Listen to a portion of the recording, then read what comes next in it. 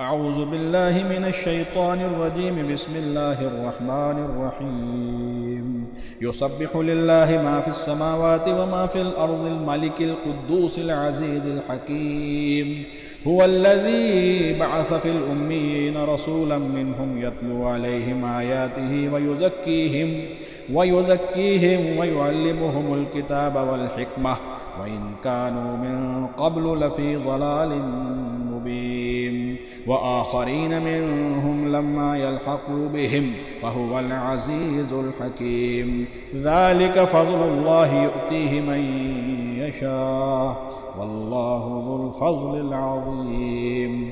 مثل الذين حملوا التوراة ثم لم يحملوها كمثل الحمار يحمل أسفارا بئس مثل القوم الذين كذبوا بآيات الله والله لا يهدي القوم الظالمين. قل يا أيها الذين هادوا إن زعمتم أنكم أولياء لله من دون الناس فتمنوا الموت إن كنتم صادقين ولا يتمنونه أبدا بما قدمت أيديهم والله عليم بالظالمين. قل إن الموت الذي تفرون منه فإنه ملاقيكم ثم تردون إلى عالم الغيب والشهادة فينبئكم بما كنتم تعملون.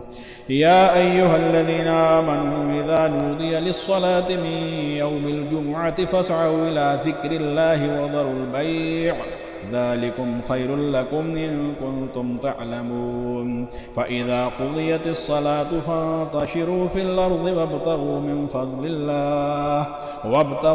فضل الله واذكروا الله كثيرا لعلكم تفلحون.